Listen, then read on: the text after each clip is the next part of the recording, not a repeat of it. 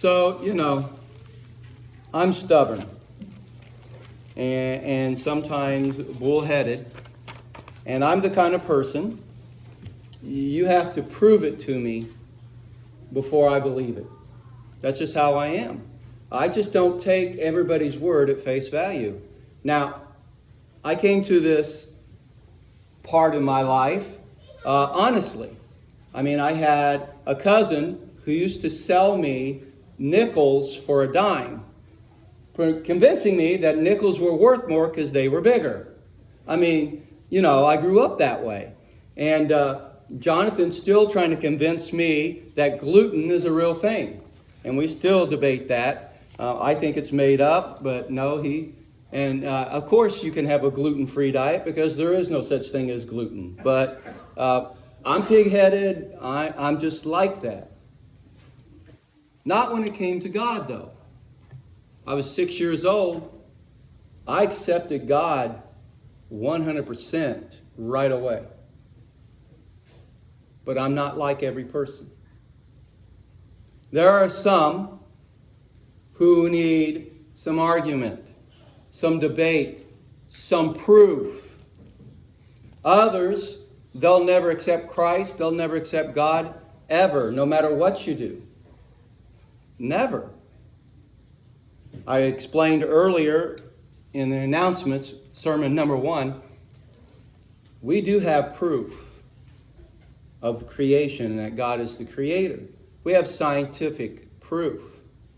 There are scientists who are smarter than me and better than me that are coming soon that can give you better things and explain it better.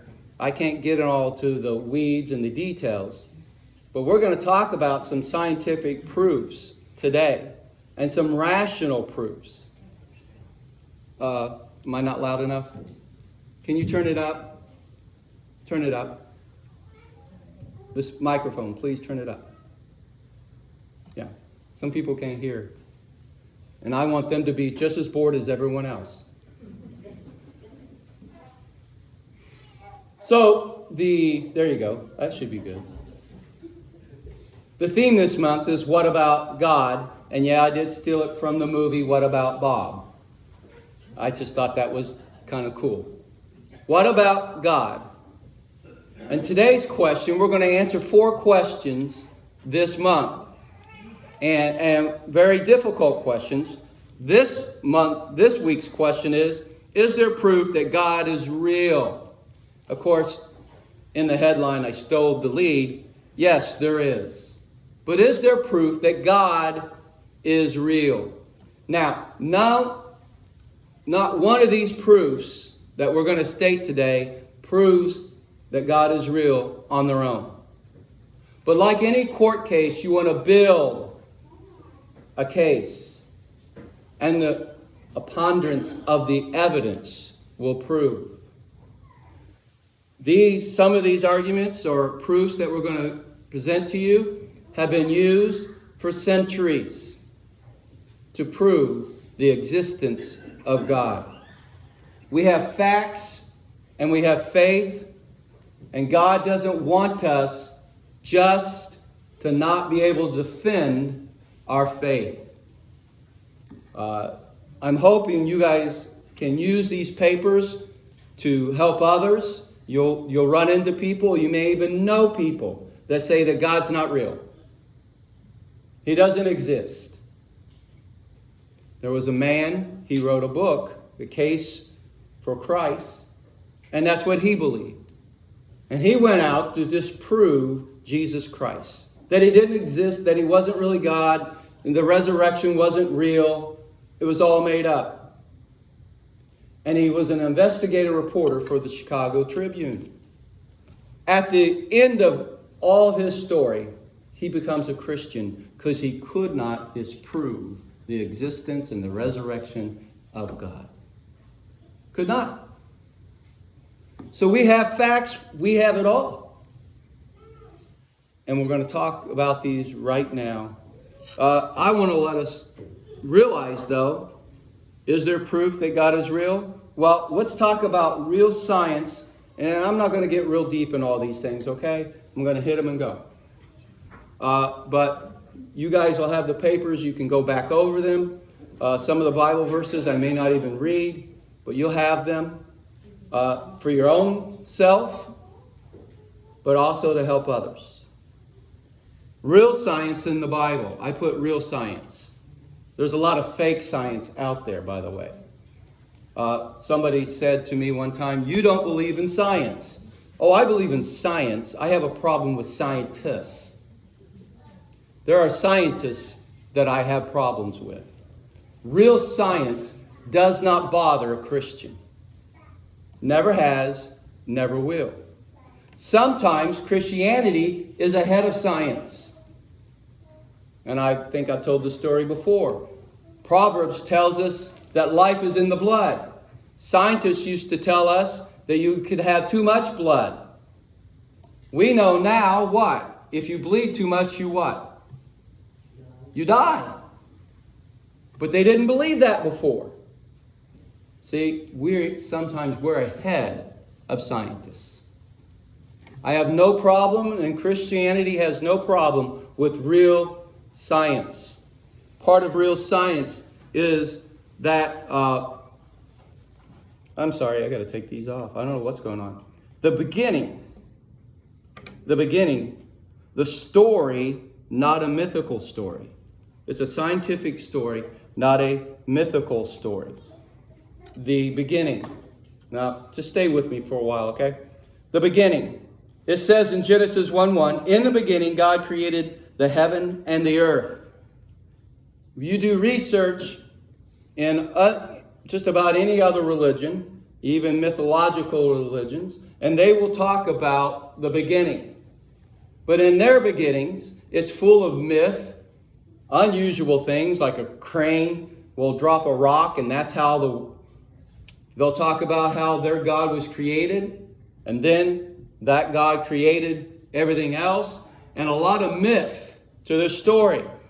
When you read the beginning in the Bible, it's scientific, not mythological. If you actually read it, I've challenged people to do this. Actually read the first 2 chapters of the Bible, and then come back and tell me the mythology in it. And even those who reject the message of God and still reject God will tell you it's scientific. Because real science and Christianity, real science and God have no problem. And so it's not a mythical story, it's a scientific story. Genesis 1 and 2. The 4 basic elements are there. We have 4 basic elements. They are fire, water, earth, and air. They're there. You look at Genesis 1:2. "And the earth was without form and void, and darkness was upon the face of the deep, and the Spirit of God moved upon the face of the waters." So we have water. Now we have to have all these things. 1:6. "And God said, Let there be a firmament in the midst of the waters, and let it divide the waters from the waters." So the firmament is sky, it's air, it's oxygen. We got to have air. 1:9. "And God said, Let the waters under the heavens be gathered together unto the place, and let the dry land appear. And it was so." So now we have earth. And then 1:14. "And God said, Let there be lights in the firmament," in the sky, "of the heaven, to divide the day from the night, and let them be for the signs and for the seasons and for the days and the years." And the sun or the stars are nothing but a ball of what? Fire. Gases that are on fire. And so there we have all the elements. The 4 elements that we need. We also have the 4 basic needs described to us. Now there's psychological needs, there's things like that, and we can get into that too. I'm not going to go that deep. We could spend all day, where the Bible already explains those needs and how God provided for those. But the 4 basic needs for life. food, water, oxygen, and shelter. By the way, I did not come up with this. This is NASA. NASA says that in order to have life, you have to have these 4 things. We find in Genesis chapter 2, verses 6 through 9. God provided for this. 2, 6 through 9. But there went up in a mist from the earth and watered the whole face of the ground. There is water. And the Lord formed man out of the dust of the ground and breathed into his nostrils what? The breath of life, which is oxygen. And the man became a living soul. And the Lord planted a garden eastward in Eden, and there he put the man whom he had formed. Shelter. And verse 9, and out of the ground made the Lord to grow every tree that is pleasant to the sight, and good for what? Food. The tree of life also in the midst of the garden, and the tree of knowledge of good and evil. And so here we have, scientifically, we have food, water, oxygen, shelter, later on, even clothing. God clothed Adam and Eve. He made the first clothing. And so we have science, not a myth. And so the Bible is not a science book, but when it speaks of science, it's always right. And it will speak of science. It will not run away from science. Scientists run away from it. So let's look at the scientific and rational proofs for the existence of God. A scientific proof, there is a beginning. There is a beginning. Ask scientists, they will tell you there was a beginning of the universe. They don't know when. Most of them don't know how anymore. But there was a beginning. An origin of life. Therefore, we believe there's an originator of life. If there is an origin of life, there's an originator. Science nowadays want to tell you, back in my day, I don't know what they say now, that there was gas. And gas bumped together and it created the universe. But they believe in a beginning. And we read, it says, in the beginning, God. There was an originator. If there's an origin, there's an originator. Scientists discovered ample evidence that the universe had a beginning. Scientists cannot explain the origin of life. Did you get that? They cannot explain it. They don't know how, or when, or by whom. They can't explain that. By the way, we can. They always leave so many unanswered questions that we have answers for. They can't explain the origin of life and the genetic code. They don't know how it came to be. You know what makes us? Our genetics? They don't know. Well, someday they will. No, they won't. Because they reject the premise that it was God. When you reject the Creator, you got to reject what He did.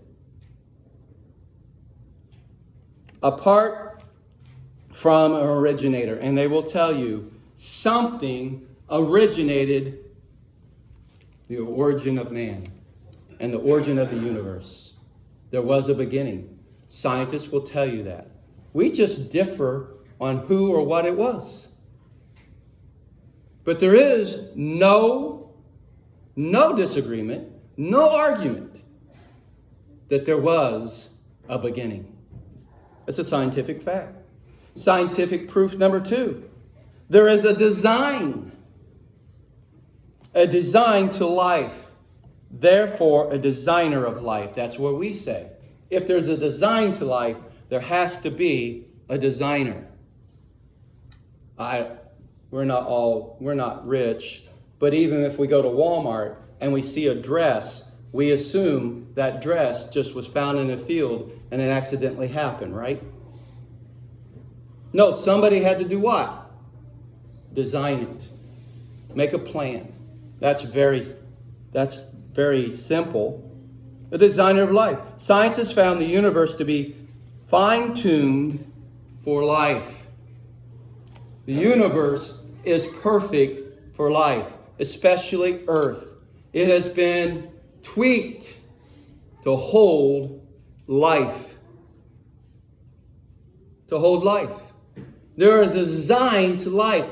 You can just take our simple body and you look at it and it works, what? Perfectly. Take our digestive system. You put it into your mouth, you got taste buds, and you're like, yes. Especially if it's blueberry muffins that are made at home. And you eat those and you're like, yes. And then you eat 4 or 5 of them. I can't anymore though, I'm sorry. I have to watch my diet now. But I can eat 1. And your taste buds say yes. And you eat more. And it goes down. And there's tubes and all those things. I'm really being stupid here. And it goes to your stomach and it's digested and it goes through your intestines. And we get all the nutrients and everything that we need. And that was designed. Somebody sit down and planned that. If you have a design, you have a designer. Nobody looks at a watch and says, wow, somebody just threw a bunch of springs together and it happened, right? No, somebody sit down and what? Designed that watch. They had a plan and they made it. A design. It's a scientific proof that there is design to our universe. Anybody like those animal shows, like Animal Planet or anything like that? You ever watch them? Oh, I love them. I was hoping there would be other people. And you watch and you see how a little bunny is eating grass. Then the little bunny gets eaten by an eagle. And then somebody shoots the eagle and eats the eagle. And we call that what? The food chain. And that was what? Designed by someone. It was designed. Poor cows. You know what they were designed for? Wonderful steak. Wonderful steak. I remember one time I was at break in Chicago and this girl was going off about somebody eating meat. She was a vegan. And I opened my lunch and she started going off on me. And she goes, I love animals. Don't you love animals? I said, yes, I do. I said, especially with gravy on them. She did not like that. Scientific fact, there is a design to everything that we see in the universe. There's a purpose and a reason for everything. Everything, even flies and mosquitoes. Scientific proof. There are biological machines. We call them cells. Chemists have a hard time believing and explaining that the blind evolution can construct such machinery. They're so well designed that if you get somebody on the spot, they will tell you there's no way that happened by chance. Every cell that makes up everything has a purpose and a reason and everything in it, and it functions perfectly. As some people call them, mini robots. What's that new thing? Is it called nanotechnology or whatever? Help me. Yeah. Imagine that thousands of years before we even thought about that. There are many robots, there are machinery. Everything about life is programmed. In the cells, it's programmed. There are cells that are programmed to grow hair. There are cells that are programmed to grow nails. There are cells to program to grow muscle and do other jobs. There are cells programmed to fight diseases. And they're programmed to do that. If there's a program, there's a programmer. To the last detail, that is, virtually nothing has been left to what? Chance. Does this delicate design point to evolution or to God? Somebody had to sit down and figure this out. Someone had to have a plan. It didn't happen by chance. It cannot happen by chance. And scientists know it. Whatever they're feeding you at school nowadays, they're lying, and they know they are. It's getting so bad that they know that evolution and chance is not true. Everybody hang on to your hats. Do you want to know what the next thing will be? I guarantee you, we were created by aliens. That would answer all the plans and the design. We were created by aliens. Of beings smarter than us. See, they cannot accept a God. That cannot be.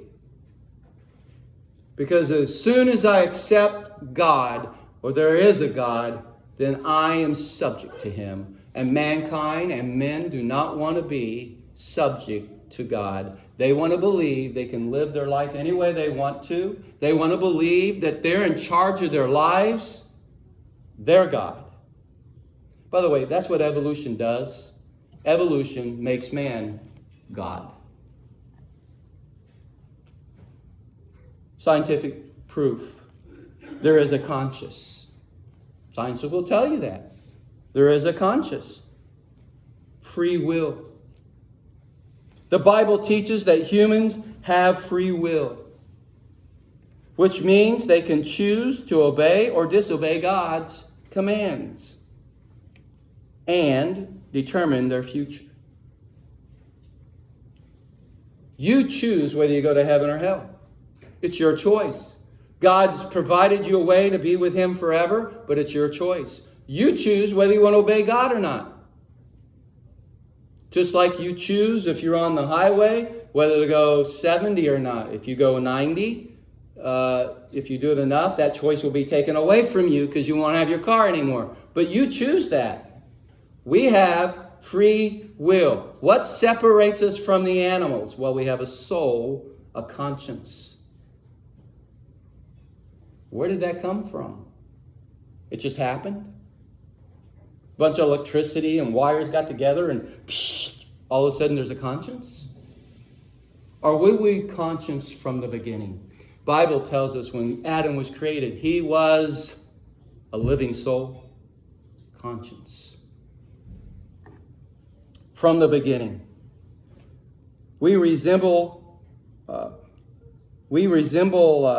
unlike animals, which act mainly on instinct, we resemble our Creator in our capacity to display such qualities as love and justice. And like our Creator, we have free will. We have a conscience.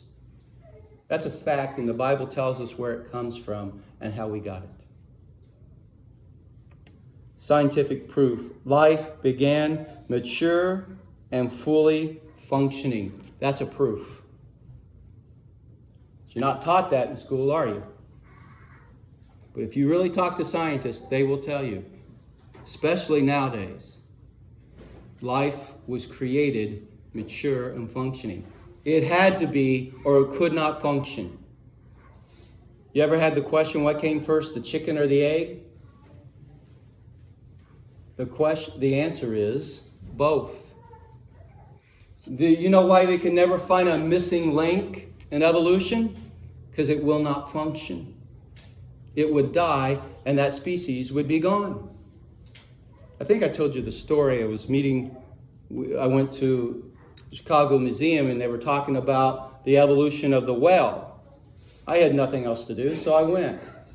Did you know these were smart guys now, smarter than me, said how whale became to be is a dog went into the water and said, this is pretty...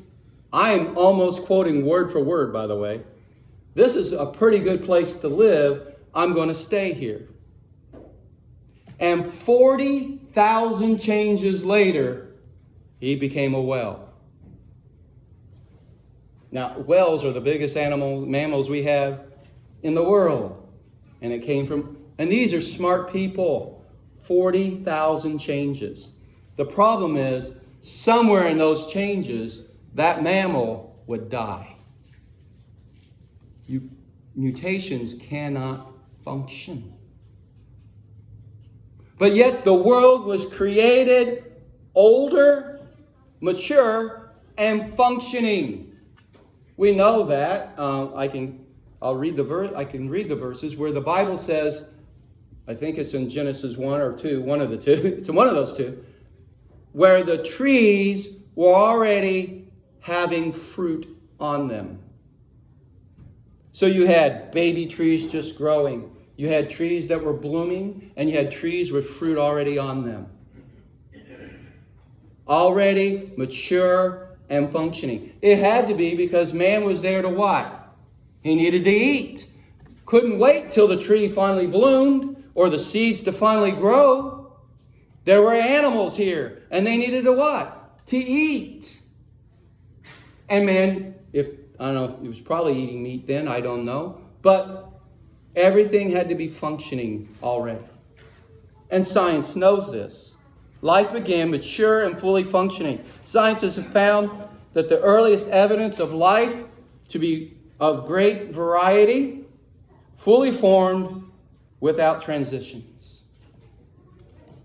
If you go to the Creation Museum over there by Kentucky, they will show you old fossils of butterflies and birds and frogs, and they're fossils. And guess what they look like? Anybody want to guess? Butterflies, birds, and frogs. Because the world was created mature and functioning, and they know it. That's a fact. Proof. It's all around us. Every fossil, everything about the world proves that it's a fact. The world was created mature and functioning. God set it up and said, go. And it was ready to go. Scientific proof. Scientists reveal this universe is precisely mathematically designed. I hate this. I hate math. I didn't do very good in math. But the world is mathematically designed. I have a friend, Jimmy Smith, big-time mathematician. He's an actuary, so you know. Everything's about math, and when him and I discussed this, his whole eyes light up and said, try to prove the existence of God without math. And there are other things we can use math to show the existence of God, but this is one of them. One of them is the timeline. The timeline, if you start at number 1 and go and count, do you run out of numbers? And the answer is what? No. Jimmy will say to you theoretically. But anyhow, if you start at -1 and you go this way, do you run out of numbers? And the answer is no. So it shows that something can be infinite, such as our God.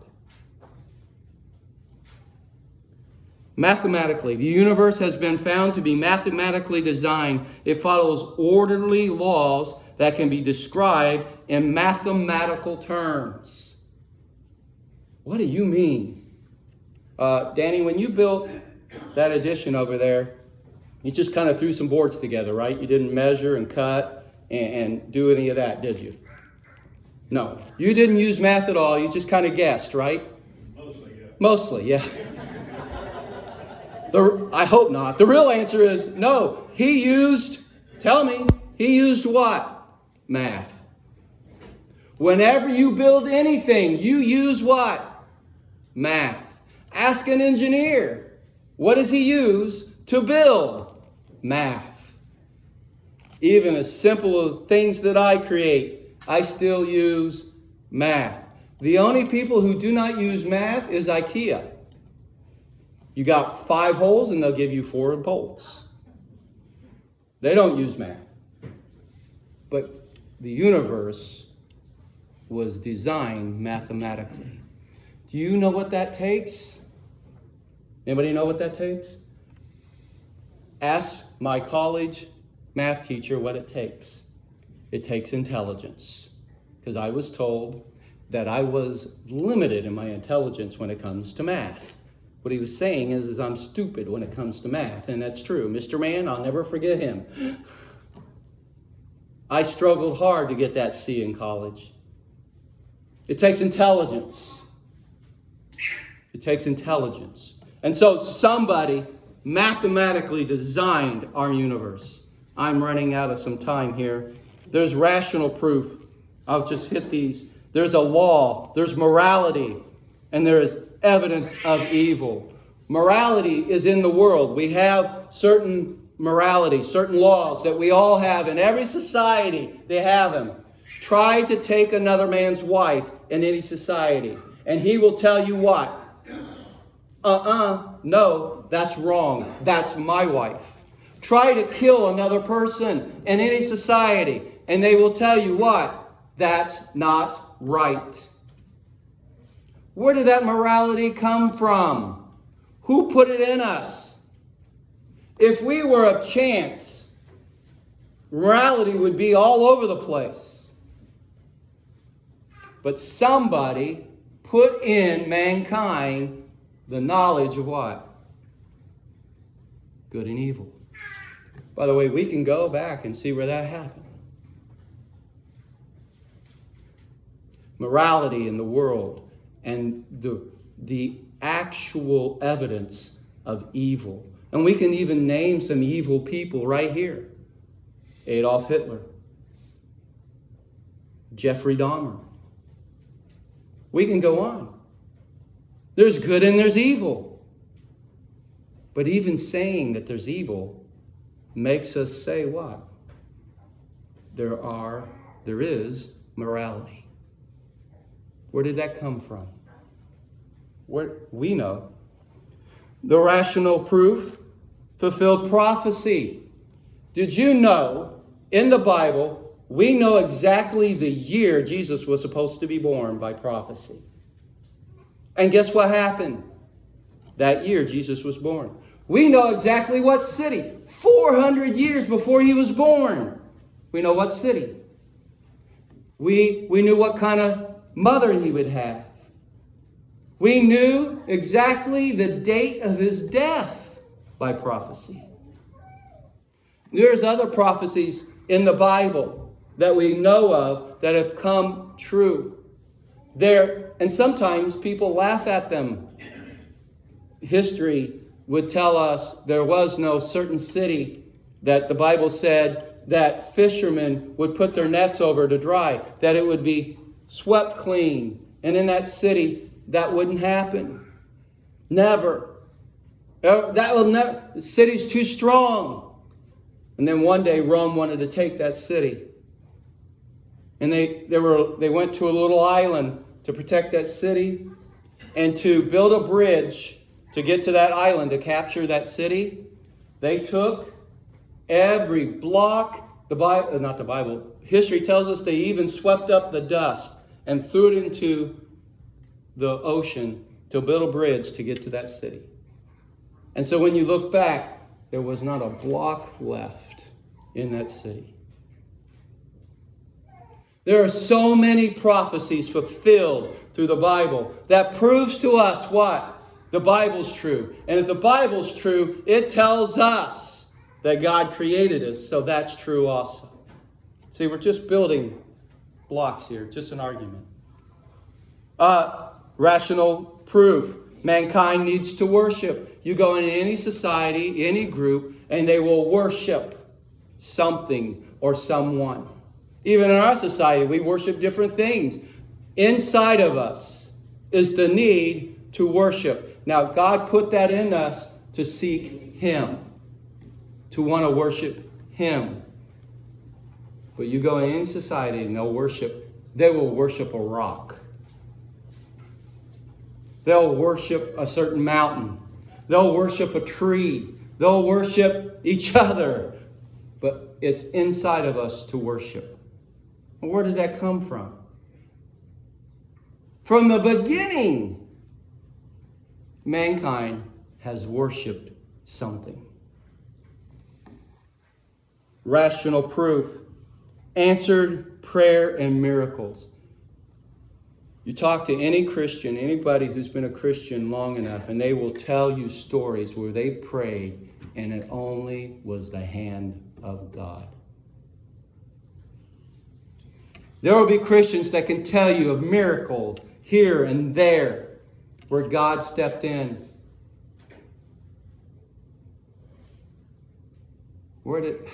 Not every story was a coincidence. It's not possible. For thousands of years, people have prayed to God and gotten answered prayers and miracles. And story after story. They're not all made up. They're not all coincidences. Someone is doing something. Rational proof, an existence that functions. That's a fancy word for saying if you follow God's words, you follow God's rules, your life functions. If you do not, that society, that life does not function. You go out and you're a drunkard and you cheat on your wife and you beat your children and you steal and you kill. How well does that society function? Committing adultery is not a crime, and it's not. But you know what I'm saying, and everybody does it. Tell me how that society functions. Anarchy does not function. You can't do whatever you want in your own eyes. But if you follow God's words, you're healthier, you're happier, and your life functions. Again, that's not just an answer on its own, but if you start showing the evidence. Now, we can get deeper in these, and there's other things, but I wanted to make sure we got these. Let's finish with this, and then I'll be done.